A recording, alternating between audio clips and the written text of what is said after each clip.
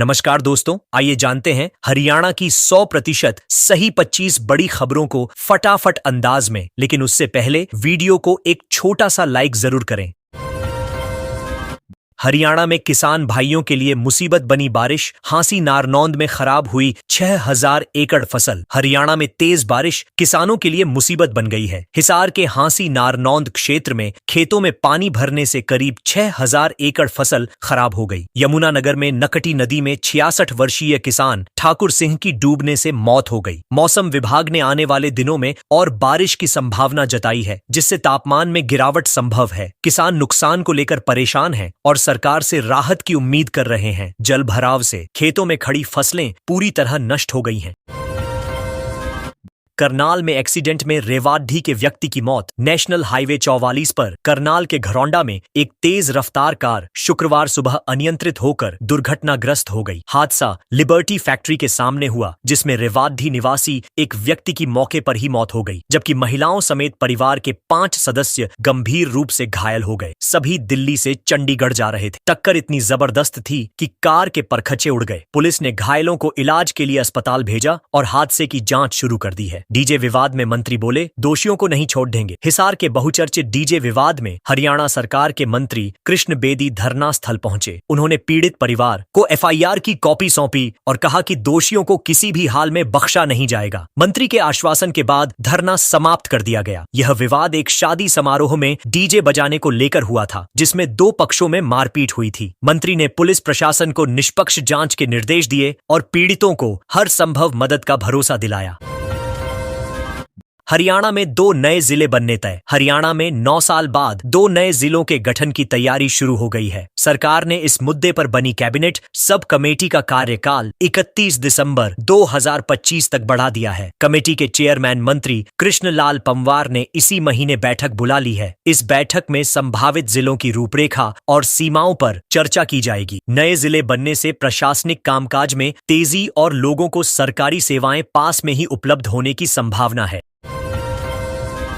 हरियाणा में CET exam के लिए एडमिट कार्ड जारी। हरियाणा कर्मचारी चयन आयोग ने ग्रुप सी के लिए सीईटी एग्जाम के एडमिट कार्ड जारी कर दिए हैं। अभ्यर्थी लिंक से कार्ड डाउनलोड कर सकते हैं। एडमिट कार्ड जारी होने के 11 घंटे के अंदर ही 9.14 लाख परीक्षार्थियों ने इन्हें डाउनलोड कर लिया, जबकि 9.15 लाख ने परीक्षा स्थल तक जाने के लिए बस सेवा का रजिस्ट्रेशन भी कराया है। प्रशासन ने परीक्षा के सुचारू संचालन के लिए सुरक्षा और ट्रांसपोर्ट की विशेष तैयारियां की हैं।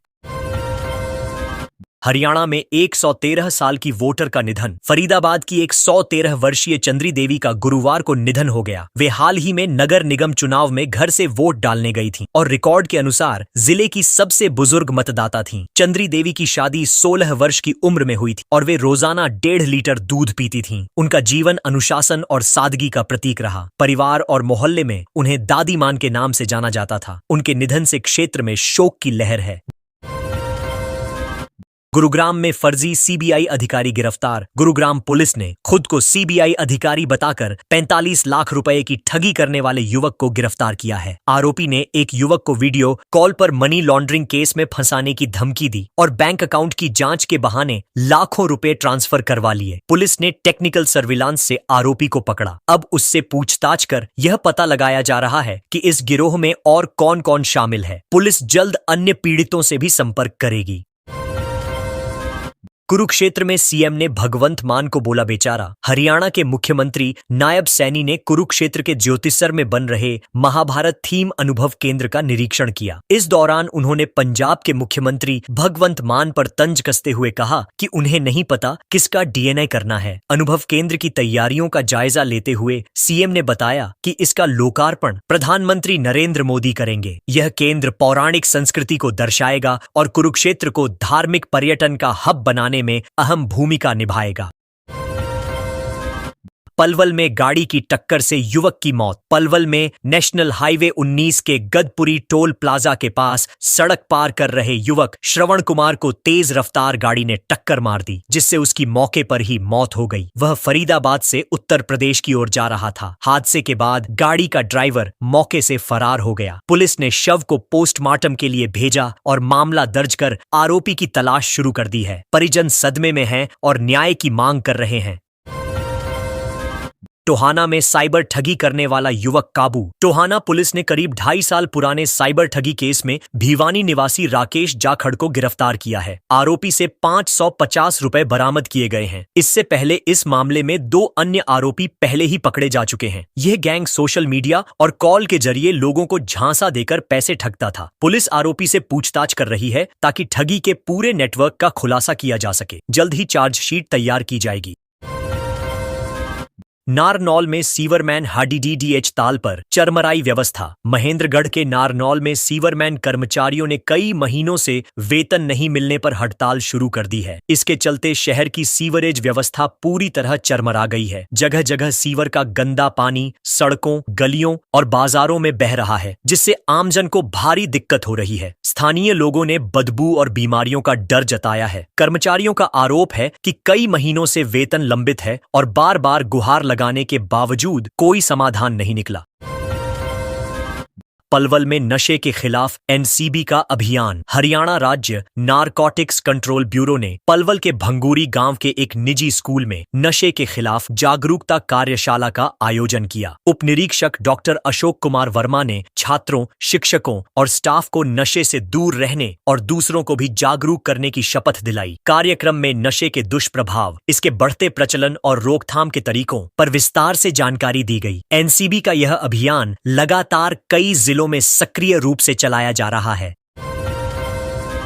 कुरुक्षेत्र में किसानों ने 2 अधिकारियों को बनाया बंधक। कुरुक्षेत्र में यूरिया की कमी को लेकर किसानों का गुस्सा फूट पड़ा। अनाज मंडी स्थित कृषि विभाग कार्यालय में किसानों ने प्रदर्शन करते हुए 2 अधिकारियों को करीब 45 मिनट तक बंधक बनाकर बाहर दरी पर बैठा दिया। उनका आरोप था कि समय पर यूरिया नहीं मिल रहा, जिससे फसलें खराब हो रही हैं। बाद में जब विभाग ने यूरिया की 2 गाड़ियां भिजवाने का आश्वासन दिया, तब जाकर किसानों ने अधिकारियों को छोड़ा और धरना समाप्त किया।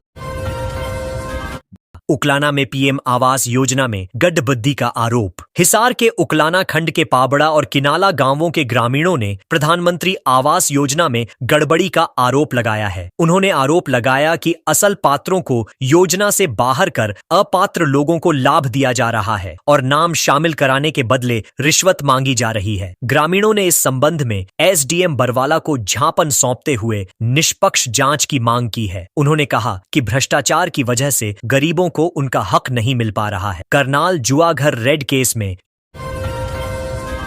यूथ कांग्रेस का प्रदर्शन। करनाल के घरौंडा में सामने आए जुआघर रेड प्रकरण पर अब राजनीतिक विरोध शुरू हो गया है। शुक्रवार को यूथ कांग्रेस कार्यकर्ताओं ने स्थानीय प्रशासन के खिलाफ प्रदर्शन करते हुए SDM कार्यालय पर नारेबाजी की और ज्ञापन सौंपा। प्रदर्शनकारियों ने कहा कि मामले का मुख्य सरगना अब तक फरार है और सरकार मामले को दबाने का प्रयास कर रही है। उन्होंने इस प्रकरण की उच्च स्तरीय जांच कराने और दोषियों को सख्त सजा देने की मांग की।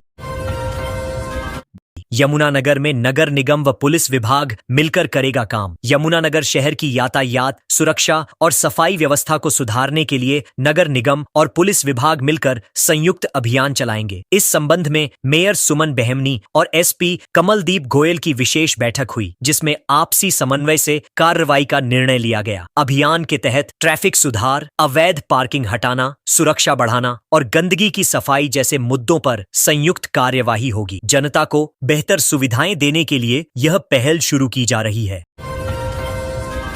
नारनौल में टोल प्लाजा के पास ड्राइवर से लूट। नारनौल में टोल प्लाजा सिरोही बहाली के पास नेशनल हाईवे 148B पर खड़े एक कैंटर में बैठे ड्राइवर से 3 बाइक सवार युवकों ने लूट की वारदात को अंजाम दिया। बदमाशों ने ड्राइवर से 21,000 रुपये नकद और उसका मोबाइल फोन छीन लिया और मौके से फरार हो गए। पीड़ित ड्राइवर ने घटना की जानकारी पुलिस को दी, जिसके बाद जांच शुरू कर दी गई है। पुलिस इलाके के CCTV कैमरों की मदद से बदमाशों की पहचान करने में जुटी है।